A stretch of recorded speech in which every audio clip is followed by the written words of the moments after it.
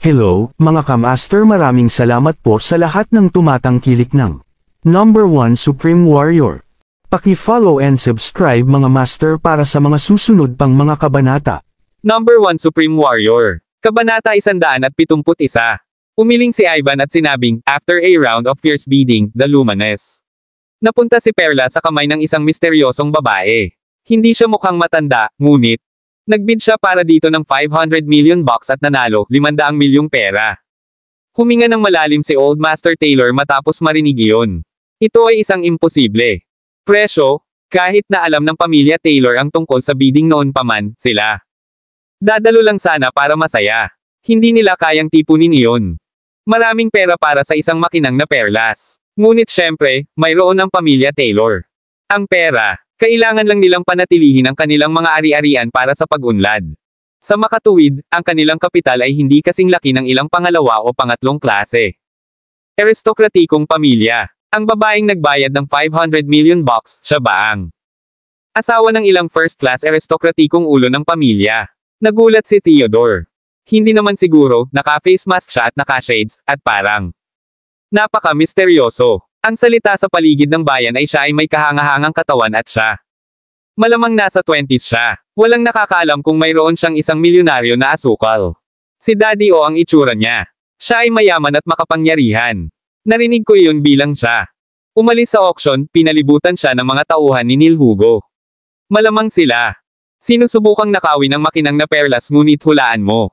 May mga 50 o 60 lalaki sa pinangyarihan, kabilang ang ilang may hawak ng itim na sinturon, ngunit lahat sila natalo ng babae. Hindi biro ang babaeng ito. Pagkasabi nun, Ivan.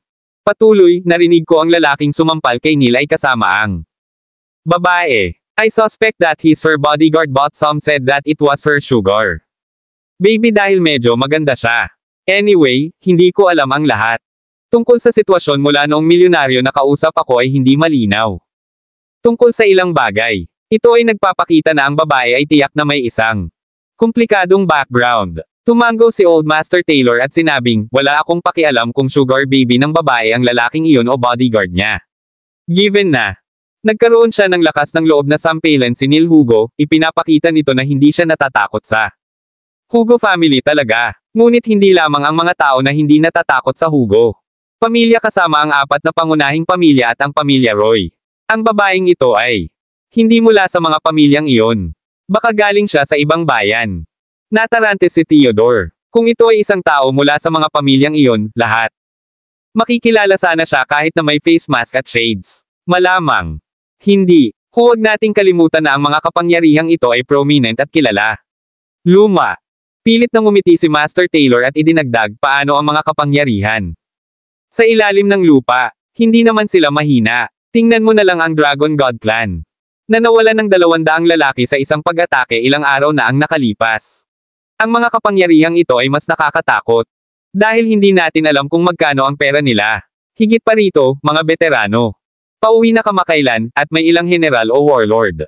Sa kanila, mayaman din sila. Iyon ay may katuturan. Anyway, dahil siya nang ahas na tamaan si Neil Hugo, ito ay nagpapakita na siya ay may komplikadong background bilang mabuti. Tumango si Ivan at sinabing, nabalitaan ko na ang babae ay may kahangahangang katawan.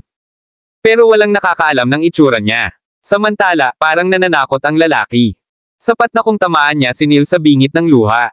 I'm curious, sino ang bida? Sino ang pumatay ng 200 lalaki mula sa Dragon God Clan? Ang Dragon God Clan ay walang magandang balita, kaya ang pumatay ay ipinupuri ng lahat bilang bayani ngayon. Matandang guro. Pilit nang umiti si Taylor at sinabing, sa pagkakataong ito, pagkatapos ng pag-atake kay Neil, na alam niya kung ano ang mararamdaman ng pamilya Hugo. Ang pamilya Hugo ay mahigpit sa disiplina. At lubos na maingat sa mga bagay. Nag-aalala sila na gagawin ni Neil. Magkaroon ng gulo at iyon ang dahilan kung bakit hindi nila siya pinahintulutang mag-utos ng anuman. Mga bodyguard. Naku, may issue pa. Tay, sinuri ito ng mga tauhan natin. Sa susunod na araw, sabi nila, may print ng sandal sa hindi pa tapos na gusali. Sa paghusga mula doon, ang misteryosong bayani ay tiyak na nakasuot ng sandal. Ang tagal. Sandaling nag-isip si Theodore bago sinabing, F***sake.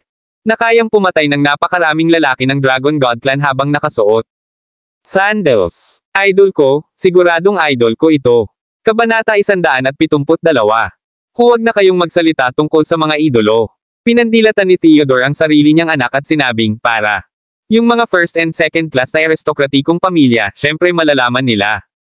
Isang taong ganito kalakas, tama. Kunin si Dan Jameson mula sa pamilya Clark, ako. Nabalitaan niyang kaya niyang talunin ang ilang daang lalaki ng mag-isa. Si Dan. Siguradong walang laban sa idol ko. Isipin mo, napaka-misteryoso ng idol ko. At matuwid. Nagkaroon siya ng lakas ng loob na labanan ang masasamang puwersa. Pangalawa, siya ay nakikipaglaban sa Sandals at nagawang makalabas dito ng ligtas. Para naman kay Dan, ako. Nabalitaan niyang nagtamo siya ng matinding pinsala noon. Sa makatuwid, naniniwala ako na ang lalaking nang ahas na labanan ng Dragon God Clan ay tiyak na mas makapangyarihan kaysa kay Dan. Habang iniisip ito ni Ivan, mas iniidolo niya ang misteryo. Lalaki. Nais niyang makilala ang kanyang idolo. Buntong hininga, sa kasamaang palad para sa amin. Bagamat marami kaming bodyguard, hindi sila magaling, wala. Sa kanila ay sapat na malakas. Ngayon para makakuha ng mas mahusay na bodyguard, gagawin iyon. Nagkakahalaga ng ilang daang libong box. Sa katunayan, ang ilan sa kanila ay magdedemand. Mahigit 1,000,000 box para sa kanilang buwanang sweldo. Kung kami ay kukuha ng ilan sa kanila, malaki ang gastos. Bumantong hininga si Theodore at sinabing, ang kailangan nating gawin ngayon ay upang makuha ang proyekto ng South City property. Kapag nakuha natin, magkakaroon tayo mas maraming pera para kumuha ng ilang profesional. Tumingin si Old Master Taylor kay Ivan. At sinabing, kailangan mong pag-usapan ito ni Selina, okay. Alam kong meron misunderstandings between you two back then, but I hope that for the sake ng pamilya Taylor, pareho kayong hahayaan na lumipas ang nakaraan. Huwag kang mag-alala lolo, okay lang ako. Nag-aalala lang ako na baka si Selina pa rin. Galit dito. Nakangiting pagpapatuloy ni Ivan, kapag naging pangalawa na tayo. Class aristokratikong pamilya, dapat tayong makakuha ng ilang mga profesional. Kung pwede tayong umarkila. Ang lalaking pumatay sa 200 lalaki ng Dragon God Clan magdamag, iyon. Magiging mahusay. Di nagtagal pagkatapos umalis sa auction, ipinasa ni Lana kay Fane ang kahon. Kasama ang makinang na perla sa loob. Nang makitang gumabi na, sumakay na si Fane. Ang kanyang electric scooter para sunduin si Selina mula sa trabaho. At the same time, Timothy ay nakaupo kasama si Old Master Drake at ang iba pa sa hapagkainan. Nasaan ang maliwanag na perlas? Nanalo ka ba sa bid? Old Master Drake. Tumingin siya kay Timothy at nagtanong. Ang pamilya ay nanatili sa bahay sa maghapon. Kaya hindi nila nabalitaan ang nangyari sa hapon. Ikaw ay malamang nakuha mo na, hindi ba? Narinig ko na ang panimulang bid ay hindi mataas, kaya tinansya ko na maaari kang magbid para dito sa maximum na 100,000,000. Mga pera. Pagkuha ng napakalaking makinang na perlas na may 100,000,000 dolyar. Bukod sa pagtulong sa pagpapabuti ng pagtulog at pagpapahaba ng buhay ng isang tao, 100,000,000. Sulit ang pera. Masayang sabi ni Tanya. Kung ganoon lang kadali. Pilit nang umiti si Timothy at sinabing, ibinida ito ng isang misteryosong babae. Pero na-curious ako sa isang bagay. Nandoon din si Fane. Sino yun? Babae. She was strong kaya who knows kung si Fane ba talaga ang sugar baby niya o bodyguard niya. Habang iniisip iyon ni Timothy ay lalo siyang napakunot ng noo. Kung si Fane talaga ang bodyguard niya, that isn't that betraying US, the Drake pamilya. Siya ang bodyguard ng pamilya Drake. Ginagawa ba niya itong part-time? Sa likod natin. Paano magiging hindi profesional ang isang tao? Kabanata 173. Kuya, ano bang sinasabi mo? Anong misteryosong babae? Ano? Profesional na bodyguard. At bakit nandoon si Fane? Pagkatapos niyang marinig. Bulong ni Kuya sa sarili, natarante si Tanya. Oh, kaya nangyari ito. Pagdating ko ngayon, napagtanto ko, tumingin si Timothy sa mga tao at nagsimula. Nagsasalita tungkol sa mga kaganapan ngayong hapon. Sinaktan talaga ni Fane si Master Hugo. Gumamit ang babaeng iyon ng 500,000,000 box para magbid para sa makinang na perlas. Diyos ko. Dapat sinundan kita doon kaninang hapon. Dapat pala hindi na ako natulog. Namiss ang napakagandang palabas. Nagalit si Tanya dito. Ang mas siya. Sa pag-iisip nito, lalo siyang nagsisi na hindi sumunod sa kapatid sa auction ngayon. Sugar baby si Fane. Haha, nakakatawa talaga ang iniisip ng mga tao. Kaya, may sapat na pera si Fane.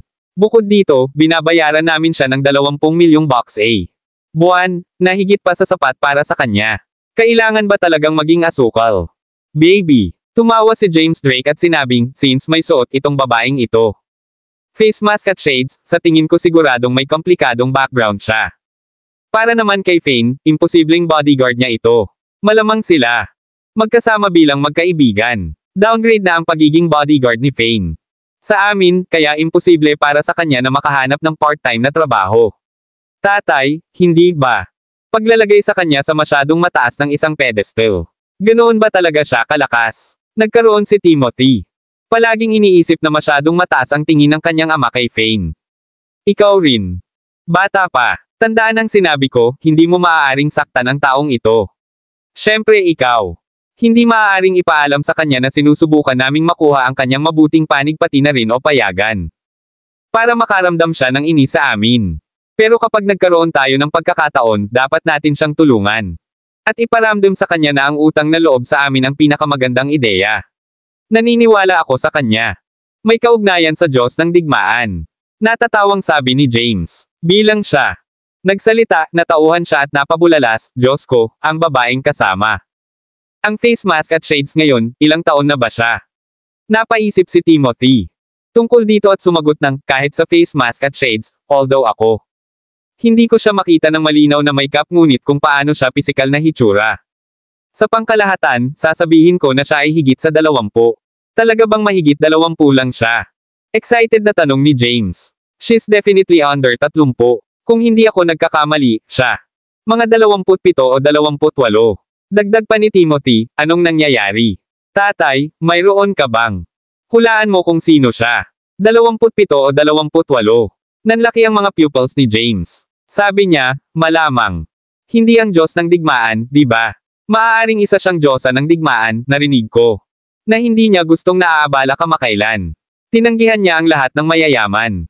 Mga negosyante at pamilyang gustong makasama siya sa pagkain. Kung siya talaga gustong lumabas, lohikal na magsuot siya ng face mask at shades. Mahal, ngayong nasabi mo na, sa tingin ko posible na.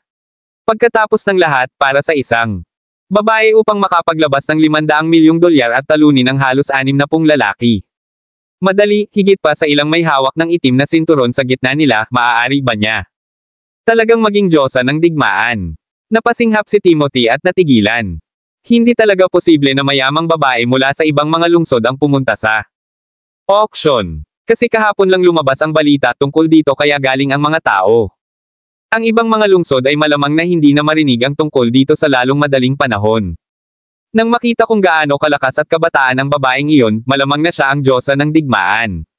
Tama iyan. Dahil kasama niya si Fane, mas pinatutunayan nito iyon. Kakaiba ang relasyon nila. Kabanata 174. Habang iniisip ito ni James, mas lalo siyang nasasabik. Naramdaman niya na ang babae ay marahil ang pinakamalakas at nakakatakot sa gitnang lalawigan sa ang sandali, Lana Zex. Since pumunta si Fane sa auction kasama niya, yon. Ipinakita na ang duo ay medyo malapit sa isa't isa. Kung iyon talaga ang kaso, tama siya sa lahat ng ito. Hindi ko nakilala si Lana Zex kaya hindi ko lakas ng loob na kumpirmahin iyon. Dad, hula ko lang ito. Sabi ni Timothy habang pinipilit. Isang ngiti, hahanapin ko ito ngayon at magpapakita sa iyo ng mga larawan ng mga gods of war. Doon ay napakaraming larawan ng siyam na dakilang Diyos ng digmaan. Hindi nagabala si James kasama ang kanyang pagkain. Inilabas niya ang kanyang telepono at nagsimulang maghanap sa kanila pataas. Makalipas ang ilang oras, nakakita siya ng full body shot ni Lana at ipinasa iyon. Timothy, tingnan mo itong litrato. Ang mga gods of war na ito ay walang mga casual na larawan. At laging nakasuot ng uniforme ng hukbo.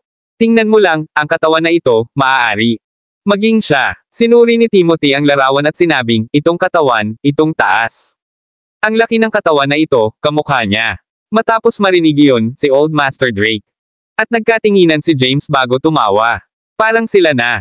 Tama. Gayunpaman, agad na sumimangot si Timothy at sinabing, pero ang babae kanina ay nakasuot ng damit, at siya ay parang pambabae at sexy. Ang babae sa larawang ito ay tila malamig, at ang kanyang titig ay nakakatakot. Siya ay hindi mukha kang tao. Simula noong umalis siya sa hukbo, nakasuot ng pambabae na damit. Tiyak na gagawin siyang kakaiba sa lahat. Pero kung ang height niya And body check out? On top of what had happened today, I'm sure that she's Lana's ex, ang diyosa ng digmaan. Ngumiti si James at sinabing, who would've? Alam na ang isang diyosa ng digmaan ay napakahilig sa isang makinang na perlas na gagawin niya dumalo sa isang auction para ibid ito. Malalim ang iniisip ni Old Master Drake kanina. Nagtatanong, teka, sa auction, nasaktan mo ba siya? Si Timothy noon natigilan pagkatapos marinig iyon, nagdilim ang kanyang ekspresyon. You little brat, did. Sinasaktan mo talaga ang isang diyosa ng digmaan. Takot na takot si James. Sinabi niya kay Timoteo, ilang beses na kitang binalaan. Dapat nasa Fane ka. Mabuting panig at hindi siya saktan. Dahil si Fane ang katabi nitong babaeng ito, ikaw. Hindi rin dapat siya nasaktan, tama. Wala akong pakialam kung alam mo sino siya bago ito. Sinabi ni Timothy na may madilim na ekspresyon, ayoko. Alam kong ito ay binibilang na nakakasakit sa kanyang ngunit noong siya ay nasa isang bidding war kasama ko, itinaas niya ang kanyang bid hanggang sa huli. Dahil hindi ko inaasahan na magiging ganito siya. Makapangyarihan sa Middle Province sa edad na iyon, sinigawan ko siya na alisin siya. Face mask para ipakita ang mukha niya. Sinabi ko ito dahil curious lang ako kung sino siya noon. Matapos marinig iyon, galit na itinuro ni James si Timothy at sinabing, hindi ba ito nakakasakit sa kanya? Ito ay malinaw na nakakasakit sa kanya. Pagkasabi na, huminto si James at napabuntong hininga bago nagpatuloy, why would a goddess of war magsuot ng face mask at shades? Ayaw niyang makilala, kaya ganoon ang suot niya. Kamakailan ay bumalik siya sa gitna province at napakaraming tao na naghahanap ng mga benepisyo mula sa pagiging nauugnay sa kanya. Siguradong naiinis siya dito kaya't ano ang ginawa niya? Ginawa niya. At anong ginawa mo? Nauna ka at pinaalis mo siya. Kanyang maskara. Sabihin mo sa akin, kung ikaw siya, magagalit ka ba? Naging si James. Mas lalong nagalit ang iniisip niya. Gusto niyang sampelan ang kanyang anak ng kaunti beses. Sa kabila ng pagpapaalala sa kanya tungkol dito ng maraming beses, isang problema pa rin naganap. Dad, hindi naman ganoon kaseryoso diba? Maaaring hindi ang diyosa ng digmaan. Maging isang taong maliit. Bukod dito, nakasuot siya ng face mask at shades. Alam niya siguro na hindi talaga sinusubukan ni Kuya na masaktan siya nga.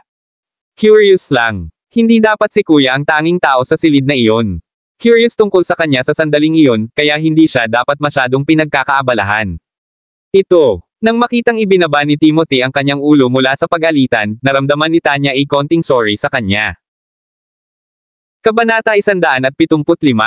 May naisip si Timothy at sinabing, Oo, noong panahong iyon, sina Michael at ang pamilya Roy, lahat ay nagtatanong kung sino siya. Bukod doon, ginawa namin.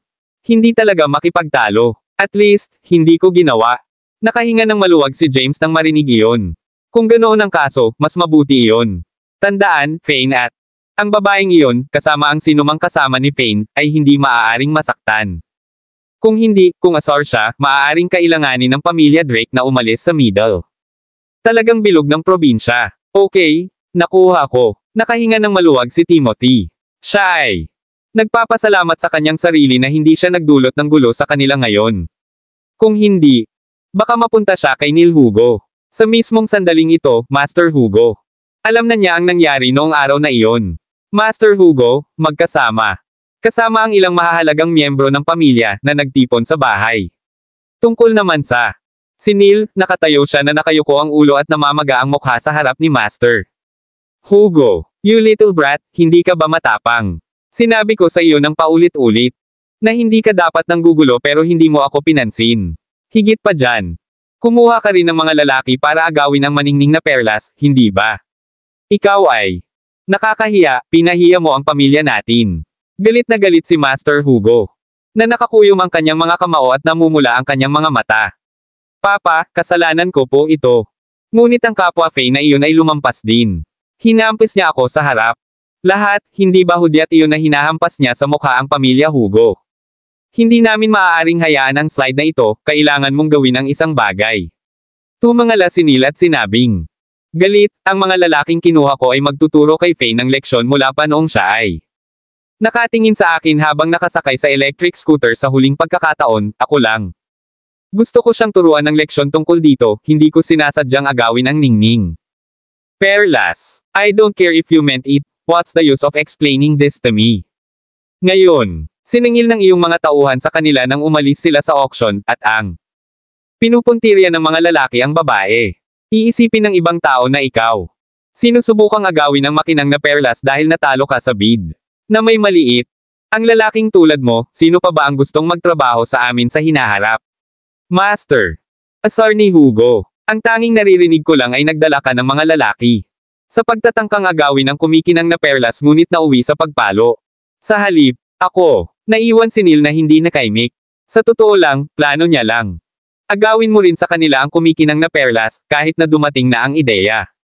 Mula sa kanyang bodyguard. Guro, kahit na ano, ganito na ngayon.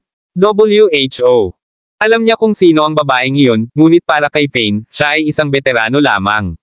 Dahil nang ahas siyang saktan si Young Master, ano ang sinasabi nito? Sabi nito na ang babae. Dapat ay nasa isang tiyak na katayuan din, kaya malamang na iyon ang dahilan kung bakit siya ay hindi. Natatakot akong masaktan tayo. Pinag-isipan pa ito ng isang matandang lalaki at nagtanong. Master Hugo, ano ang dapat nating gawin ngayon? Dalhin mo ang mga lalaki, hanapin natin si Fane. Ngayon na, pinag-isipan ito ni Master Hugo at sumagot. Okay, let's go. Damn. Ito, hindi niya pinapansin ang pamilya Hugo at pinapahiya kami. Tereturuan natin siya. Isang leksyon. Excited si Neil. Kung tutuusin, mahal siya ng kanyang ama. Sa wakas ay may ginagawa na ang kanyang ama para sa kanya. Kabanata 176. Nang magsalita si Neil ay sinampal siya ng malakas ng amo ng Hugo. Pamilya, Roy Hugo, sumakay si Fane sa kanyang electric scooter kasama si Selena. Umuwi sila ng maaga. Dahil day off ko bukas, magparehistro na tayo. Kylie sa isang kindergarten. Bumaba si Selena sa scooter at sinabi kay Fane. Okay. Mag-day off din ako. Nakangiting sagot ni Fane. Talaga, ikaw lang. 2 araw nang nagtatrabaho. Sa taas ng sahod mo, nag-apply ka ba? Para sa bakasyon ng maaga. Kung hindi, paano kung magalit ang pamilya Drake? Ito. Narinig ni Selena ang sinabi nito at nakasimangot na nagpatuloy. Sa ibabaw ng ang iyong pang-araw-araw na sweldo ay medyo mataas din kaya ito ay dapat na magastos upang tumagal ng 1 araw. Off. Tumigil sandali si Fane at sumagot, hindi naman siguro ganoon. Sinabi ko sa kanila na pupunta lang ako kapag libre ako. Kung kukuha sila 1 araw na sweldo sa aking sahod para sa pagpapahinga, aalis na lang ako sa trabaho. Si Selena noon. Naiwang tulala. She glared at Fane and said, sa ganyang sweldo, paano? Kaya mo bang umalis ng ganun na lang? Ayokong marinig ng iba na nagsasabi na may. Ang asawa ay walang kwentang lalaki na inaalagaan ko. Haha, nagbibiro ako, gayon pa man. Ang paghahanap ng kindergarten para kay Kylie ay isang malaking issue. Dahil may day off ka. Bukas, syempre kailangan kong sumama sa iyo. Tumawa si Fane, lumakad. At niyakap si Selena sa kanyang slim waist. Pagkatapos namin siyang irehistro sa kindergarten sa umaga, dadalhin namin si Kylie sa playground, kay Kylie. Malaki na pero hindi pa siya nakakasama sa aming dalawa. Matapos marinig iyon. Nahihiyang tumango si Selena. Namumula siya. Wifey, ang ganda mo kapag nahihiya ka. Mas humigpit ang yakap ni Fane sa dilag. Mama, sila na. Bahay. Sa mismong sandaling ito, lumabas si Zina ng bahay at nakita si Fane. Kasama si Selena. Sumigaw siya sa direksyon ng bahay ilang sandali pa. Selena ay takot na takot. Humiwalay siya sa pagkakayakap kay Fane at sobrang pula ng mukha niya. Baka tumulo ang dugo sa mukha niya. Lumabas ng bahay sina Fiona, Andrew, at Ben. Maya-maya lang, si Fiona, na nauna sa iba, ay nagkaroon ng kadiliman. Ekspresyon ng mukha niya. Galit niyang sinabi, Fane, anong nangyayari sa iyo? Araw-araw kang gumagawa ng gulo. Ma, ano pong nangyari? Si Fane noon. Nagtatrabaho ngayon, ano ang ginawa niya? Naiwan saglit na tulala si Selena. Habang naiinip niyang sagot sa kanyang ina. Nagtatrabaho. Natigilan si Fiona para habang bagong umisi, tanungin mo siya noon, nagtatrabaho ba siya ngayon? Bastos ang lalaking ito. Kung mayroon kang paraan, ako, si Fiona Lewis, ay hindi. Batang isang mata kung mayroon kang ilang mga asawa, basta't okay lang si Selena. Gayunpaman, wala kang mga paraan at lumabas ka pa rin upang makita ang iba. Babae sa tuktok ng pag-uudyok ng gulo. Tao ka rin ba? Paano kaya? Tinatanggap ka pa rin namin sa pamilya. Kabanata 177. May nakikita akong ibang babae. Natigilan si Fane. Pilit siyang ngumiti at sabi, Ma, baka may hindi pagkakaintindihan dito, nakabalik lang ako. Sa loob ng ilang araw, paano ako makakahanap ng oras para makita ang ibang babae? Bukod dito, magaling si Selena sa akin kaya paano ako nakakakita ng iba?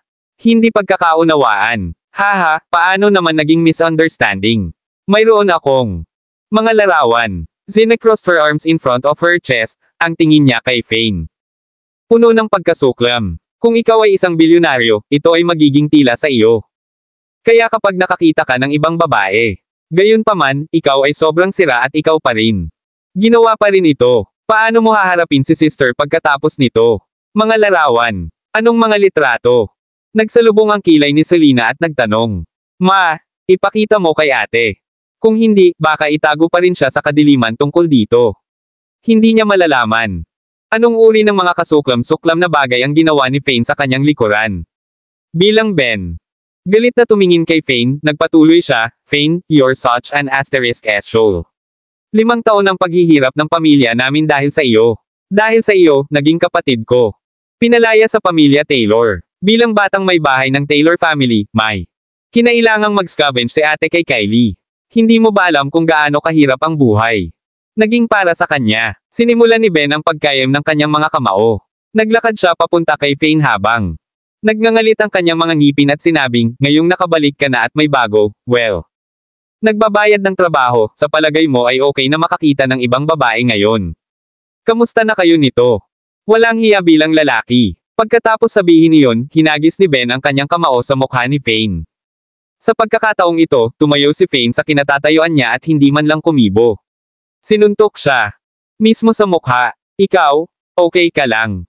Bakit hindi mo iniwasan? Si Selena noon. Nabigla. Sumugod siya at tinulak si Ben. Ben, nababaliw ka na ba? Siya ay. Ang bayaw mo, paano mo siya nataman? Ilang sandali pa, lumingon siya. Sa paligid at nalilitong tumingin kay Fane. Napakalakas mo, bakit hindi mo ginawa? Iwasan mo. Napatulala rin si Ben. Hindi niya inaasahan na tatayo si Fane. Kung saan siya susuntukan. Nagsisisi ako. Kasalanan ko ang nakaraan. 5 taon. Hindi ko maisip ang sakit na naranasan mo at pinagtatawanan. Sa dahil sa akin. Wifey, pasensya na sa nakalipas na 5 taon, ako na ang bahala. Ikaw at si Kylie simula ngayon. Hindi ko nahahayaang maghirap kayong dalawa. Si Fane noon. Nakatingin kay Selena ng mapagmahal na tingin. Fine, fine, naniniwala ako sayo. Naramdaman ni Selena. Init sa kanyang puso. Bagamat nagdusa siya sa nakalipas na 5 taon, ngayon. Na bumalik si Fane at may ama na muli ang kanyang anak, naniniwala siya na ang kanilang. Bubuti ang buhay hanggat pareho silang nagsisikap. Sa bagay, silang dalawa. Nagkaroon ng disenteng trabaho ngayon. Ate, huwag kang makinig sa kanya, sinungaling siya. Ganyan si Ben. Galit na namumula ang mata niya. Lumapit si Fiona at hinaila si Selena papunta. Niya bago inilabas ang phone niya para may ipakita kay Selena. Aking mahal. Huwag makinig sa matatamis na salita ng taong ito. Tingnan mo, kaninang umaga hindi siya nagtatrabaho. Sa lugar ng pamilya Drake. Pumunta siya sa auction kasama ang babaeng ito. Fane. Napakunot ang noo nang marinig iyon. Sabi niya kay Fiona, anong babae? Ipakita mo sa akin. Napaatras si Fiona at ngumisi, haha, feeling guilty. Nakakaramdam ng takot. Bata pa. Ipinadala sa akin ni Master Wilson ang larawang ito ngayong hapon. Sinabi niya sa akin na kailangan maging isang bagay na nangyayari sa pagitan mo at ng babaeng ito. Higit pa rito, ito. Napakayaman ng babae. Milyon-milyon ang halaga ng kanyang relo. Gumastos din ang babae ng $500 milyong ngayon para magbid para sa isang makinang na perlas. Sa sandaling ito, tumigil muna si Fiona bago nagpatuloy, I think you must be this woman's sugar. Baby, tama ba? Magkano ang ibinibigay sa iyo ng babaeng ito kada buwan? Kabanata 178. Matapos marinig ang sinabi ni Fiona, natauhan si Fane. Ito ay Bastard Michael Wilson, umalis siya sa auction, lumapit kay Fiona, at ginawa mga bagay tungkol kay Fane. Pinagmasdan ng mabuti ni Selena ang larawan na nakakunot ang noo. Medyo hindi siya nasisiyahan. Pagkatapos ng lahat, kahit na hindi siya nagsuot ng kahit ano. Masyadong mahal ang relo, nakakilala pa rin siya ng ilang kilalang brand. Ang relo ng babae ay nagkakahalaga ng mahigit $1 milyong, sa ibabaw nito, siya. Ang mga hikaw ay tila mahal din. Hindi ka ba talaga nagtatrabaho sa Bahay ng pamilya Drake ngayon. Nakatitig si Selena kay Fane. Siya ay nasa kawalang paniwala kung nagsinungaling si Fane sa kanya, mawawala sa kanya ang lahat. Pagkatapos ng nakamamatay na iyon. Gabi noon, nagpasya siyang panatilihin ang sanggol sa pamamagitan ng pagngangalit ng mga ngipin habang siya. Ayoko siyang isuko. Tungkol naman kay Fane, hindi siya naging malapit sa kanya, siya. Wala masyadong alam tungkol sa lalaking ito. Nagsisi siya sa nangyari. Gabi ng kanyang kasal. Naisipan niyang ipalaglag ang kanyang sanggol. Gayunpaman, siya. Hindi niya kayang gawin iyon sa sarili niyang anak. Ayaw niya sa iba. Biruin mo si Kylie bilang bata na bastard, kanina pa niya inaabangan. Pag-uwi ni Fane ng buhay. Basta naging mabuting asawa siya at tatay, ayos lang sana siya. Tuluyan itong nabuhay muli ni Fane. Paghusga. Mula sa kanilang pakikipag-ugnayan nitong mga nakaraang araw, napagtanto niya na ang lalaking ito. Medyo responsable at parang gwapo din. Naging mabuti siya sa kanya at sa kanya. Anak na babae. Kaya naman nasiyahan siya kay Fane. Gusto lang niyang mabuhay. Ang natitirang bahagi ng kanyang mga araw ay mapayapa, ang kanilang relasyon ay maaaring mabuo sa paglipas ng panahon. Gayunpaman, kung talagang nagsinungaling si Fane sa kanya, ang kanyang panlilinlang ay magiging isang hit sa kanya. Ulo, na nangangahulugan na ang kanyang sakripisyo para sa nakaraang ilang taon ay sinadya. Wala. Kung totoong mayamang babae ang nakikita ni Fane sa likod niya, kahit na ay para sa pera o para sa pamilya, hindi niya ito makukuha. Gusto ng mga lalaki. Ito ay kulang sa lakas sa kanilang pagkatao, sila ay masyadong inutil. Hindi dapat maging ganito ang tao ni Selena Taylor, kahit construction worker siya. Hindi siya dapat maging sugar baby. Trabaho, gaya ng gagawin ni Fane. Paliwanag sa sarili, hindi inaasahang napangiti ulit si Zina, I think he's probably. Nagkagulo na naman at nauwi sa pagtatiboy ni Drake. Pamilya, malamang nagsisinungaling din siya sa amin, baka hindi siya bodyguard. Para sa pamilya Drake, baka sugar baby talaga siya ng patago. Siya lang. Nagsisinungaling para kumita ng pera. Fane, sabihin mo sa akin ang totoo, kung hindi, hindi magiging kayo. Pinahihintulutan sa bahay na ito ngayong gabi. Nakakross hand si Fiona sa harap niya. Dibdib, may pagmamalaki sa mukha niya. Selena, hindi mahalaga. Maniwala man sila sa akin.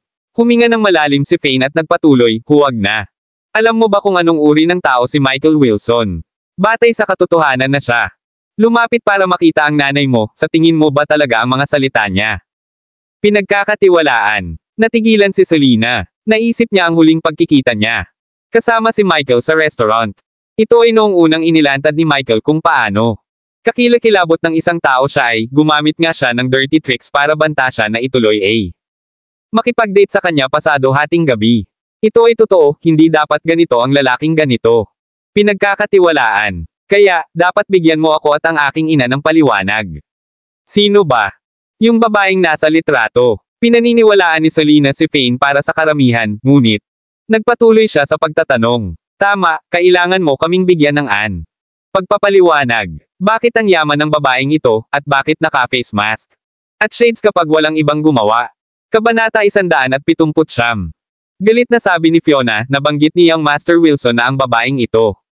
Malamang na nakikipag-date sa isang mega-bilyonaryo ngunit natatakot na makilala ng sarili niyang lalaki. Baka matakot siya na malaman ng mga tao na mayroon siyang asukal. Baby, kaya nagsuot siya ng maskara at nagtalukbong ng ganoon. Oo, kung she wasn't feeling guilty, bakit siya magsusuot ng mask? Obvious naman yon. Pareho kayong may tinatago. Dagdag ni Zina. Sino siya? Umirap si Selena. Mismo kay Fane. Kung tutuusin, mayaman at sexy ang babae, maliit si Selena. Nag-aalala tungkol doon. Isang kaibigan ko. Ngumiti si Fane at sinabing, gusto niyang pumunta sa auction, at hiniling niya sa akin na samahan siya, kaya ginawa ko.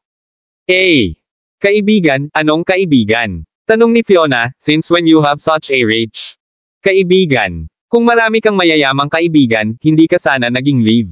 Sa manugang para sa pamilya Taylor 5 taon na ang nakakaraan upang makakuha lamang ng 1 milyong pera. Para sa medical bill ng nanay mo. Bakit hindi ka humingi ng pera sa kanya? Noon. Natawa si Fane sa narinig. Mahirap din siya noon. Bata pa lang siya. Haha, sa tingin mo maniniwala kami sayo. Kung ganoon siya. Mahirap 5 taon na ang nakalilipas na hindi man lang niya kayang maglabas ng 1 milyong dolyar, paano? Maaari ba siyang gumastos ng 500 milyong dolyar sa isang makinang na perla sa 5 taon? Mamaya, lumapit si Ben at ngumisi. Maging si Andrew, nakaraniwang tahimik. Galit na tumingin kay Fane. Fane, sinasabi ko sa iyo, kung niloloko mo ako. Anak na may isang mayamang babae, ako, si Andrew Taylor, ay hahamakin ka, gagawin mo. Kailangan kong hiwalayan ang anak ko. Anong kaibigan ito, kumikita ng malaki sa loob? 5 taon. Anong ginagawa niya? Tanong ni Selena kay Fane habang nakatingin sa kanya. Ang babae ay mahirap pa rin 5 taon na ang nakalilipas, ngunit nagawa niya madaling mabunot. 500 milyong bucks para sa isang makinang na perlas makalipas ang 5 taon. Ito ay napakahirap paniwalaan. Anong klaseng negosyo siya para kumita ng ganyan? Magkano sa 5 taon? Higit sa lahat, si Fane ay nasa hukbo para sa nakaraang 5 taon saan siya nakahanap ng oras para makipag-ugnayan sa mayamang ito. Babae, paano niya ito nakontak kaagad pagkaalis niya? Ang hukbo, bagamat ayaw mag-overthink ni Selena, si Fane ang nasa loob. Larawan, at ang larawan ay talagang kinuha sa auction. Ito ay isang hindi mapag-aalinlangan ng katotohanan. Sige, dahil gusto mong malaman ito, sasabihin ko sa iyo. Tumingin si Fane kay Selena na may seryosong mukha at sinabing, itong kaibigan ko. Lana Zex, ang goddess of war ng Middle Province na kagagaling lang. Ang hukbo, Diyosa ng digmaan. Sina Fiona, Andrew, at ang iba pa ay may mga mata. Bukas na bukas nang marinig ang pangalan. Nagulat sila. Hindi pwede, alam mo. Ang Diyosa ng digmaan. Kaibigan mo ang Diyosa ng digmaan. Si Zena noon. Gulat na gulat at ang kanyang bibig ay nakabuka ng napakalawak na ang kanyang baba ay maaaring magkaroon.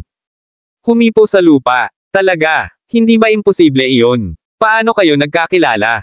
May ganyan. Napatigil si Andrew dito at umiling. Napakahirap paniwalaan. Sa tingin ko, imposible rin, nagsisinungaling ang brat na ito. Mabilis na sinabi ni Zena, kilala mo ang Diyosa ng digmaan, at kaibigan mo. Sa kanya, kung ganoon nga ang kaso, bakit hindi mo ito sinabi ng mas maaga? Ito ay isang bagay. Upang ipagmalaki. At saka, sino siya para makilala ang isang taong ganoon ang antas? Ang mga Diyos ng digmaan ay ang mga tagapag-alaga ng katisiya, sila ay hindi kapani-pani walang makapangyarihan. Siyam lang sila. Kabanata 180. Haha, lalo kang gumagaling magsinungaling. Talagang pinatunog mo ito. Totoong-totoo na muntik na akong maniwala sa iyo. Mabilis nang umisi ulit si Fiona. Fane. Masyado kang nakaka-disappoint. Natalo si Andrew at nagbigay. Isang nakakadismaya na tingin si Fane. Napagtanto ko na simula nang bumalik ka. Ang hukbo, mahilig kang magpalabis ng mga bagay. Ikaw ay kumikilos na parang isang tao. Matapos ang pagiging isang sundalo sa loob lamang ng ilang taon, at madaling pumayag na mamalo. 30 milyong pera sa pagdiriwang ng ika-7 kaarawan ng matandang master. Nakipag-away ka na rin sa lahat, ngayong may trabaho ka na, ito. Lumalabas na peke. Hindi ka man lang pumasok sa trabaho, naging mayaman ka. Sugar baby ng babae. Huminto si Andrew sa sandaling ito bago nagpatuloy, ay. Hindi mo lang inaasahan na angkinan mo na ang Diyosa ng digmaan ay kaibigan mo lang. Upang takpan ang iyong mga track. Haha, bakit hindi mo sabihin na lahat ng siyam ay sa iyo? Kaibigan. Nakaramdam ng awkward si Fane. Sa kabutihang palad, hindi niya nabanggit iyon lahat ng siyam. Ang mga Diyos ng digmaan ay kanyang mga estudyante, kung hindi, sila ay nasa mas malaki. Kawalang paniwala. Wifey, naniniwala ka ba sa akin? Sa wakas ay tumingin si Fane kay Selena at sabi ng seryosong mukha, wala akong pakialam kung maniwala sila sa akin, basta ikaw. Haha, gayunpaman, nagsimulang tumawa si Selena sa sandaling ito, parang siya ay medyo disappointed din. Naniniwala ka? Paano sa tingin mo kaya ko pa? Naniniwala ka? Kung sinabi mong kaibigan mo siya, maaari kong bilhin iyon, ngunit ikaw ngayon. Na nagsasabi na siya ay isang Diyosa ng digmaan. Haha, nanonood ka rin ba? Maraming TV. Ganyan ba kadaling lapitan ng mga tao tulad ng Gods of War? Oo. Zena crossed her arms in front of her chest and said, I heard that even the ang mga master ng una o pangalawang rated na pamilya na bumisita sa mga Gods of War ay hindi man lang pinapasok sa kanilang mga bahay. Ikaw ay isang sundalo lamang, ngunit ikaw ay sinasabing kaibigan mo ang Diyosa ng digmaan. Imposible. Kay Fane. Pinadilim ang ekspresyon, tinapakan niya ang paa niya at inabot si Zena sa loob ng isang iglap. Nang isang mata bago siya hinampis ng likod ng kanyang kamay. Nasample si Zena. Bago niya malaman kung ano ang nangyayari. Natigilan siya. Maya-maya pa, siya. Hinawakan niya ang pisngi niya, at sa sobrang galit niya ay mabilis ang paggalaw ng dibdib niya. Bastard, sinaktan mo ako. Ano, nagagalit ka dahil inilantad kita. Fane. Tinitigan siya ng malamig at sinabing, masasabi mong sundalo lang ako, pero ikaw. Hindi masasabi iyon tungkol sa iba. Pinatay namin ang mga kalaban sa frontline para sa bansa at sa iyong mapayapang buhay. Napakaraming tao ang namatay bilang resulta nito, ngunit narito ka sa kahihiyan sa mga mandirigma na nakipaglaban para sa Katisiez. Katatagan. Ay, hindi inaasahan ni Zina na makukuha ito ni Fane sa kanyang mga salita. Nagtrabaho up. Bukod dito, masyadong nakakatakot ang tingin ni Fane. Hindi pa siya nakakita ng ganoong nakakatakot na tingin, sa sobrang takot niya ay napaatras siya ng walang malay bago sumagot, wala akong pakialam, pinagtaksilan mo ang kapatid ni Ben, kaya pinagtaksilan mo ang kapatid ko, ipinagtatanggol ko siya. Tama na. Sumigaw si Selena na may malamig na ekspresyon bago sinabi kay Zina, Zina, ikakasal ka pa sa aming kapamilya, outsider ka pa rin, wala kang pakialam sa amin. Selena, bakit ipinagtatanggol mo pa rin itong bastos na si Fane? Asar ni Fiona. Tumakbo siya sa nagngangalit na mga ngipin, hinaila si Selena sa isang tabi, at sinabing, si Zina ay nakikipag-date sa iyong kapatid sa loob ng 2 hanggang 3 taon, hindi siya isang tagalabas, siya ay aming manugang sa aking puso. Siyempre, may karapatan siya para magsalita tungkol dito. Ibinuko ni Selena ang kanyang bibig ngunit pinigilan ang sarili. Sabi niya, Nay, ayoko lang kay Zina, may mga bagay lang kayong hindi alam. Bullsh*T, sa tingin mo ba hindi ko alam kung anong klaseng babae si Zina? Hindi ito sa akin. First time kong makilala siya. Patuloy ni Fiona, pero ikaw, paulit-ulit na nagsisinungaling si Fane sa iyo, pero ipinagtatanggol mo pa rin siya. Alam mo ba kung gaano kami nag-aalala para sa iyo? Sasaktan ka ng brat na ito balang araw. Dapat hiwalayan mo siya sa lalong madaling panahon. Anak ng B***, how dare you hit my girlfriend, you looking for death. Aawayin kita ngayon. Naikuyom ni Ben ang kanyang mga kamao at sinugod si Fane. Nakatutok ang kamao niya kay Fane. This time, mabilis na kumilos si Fane at hinawakan siya sa braso bago ito hinaila ng malakas. Bumagsak si Ben sa lupa habang nakayuko ang mukha. Wala akong pakialam kung girlfriend mo siya. Kung pinapahiya niya kaming mga mandirigma, lalo na yung mga nawalan ng buhay, siya nararapat na tamaan. Maraming salamat mga kamaster sa walang sawang pagsusubaybay, isang like, share, and subscribe naman dyan mga kamaster. Abangan ang susunod pang mga kabanata.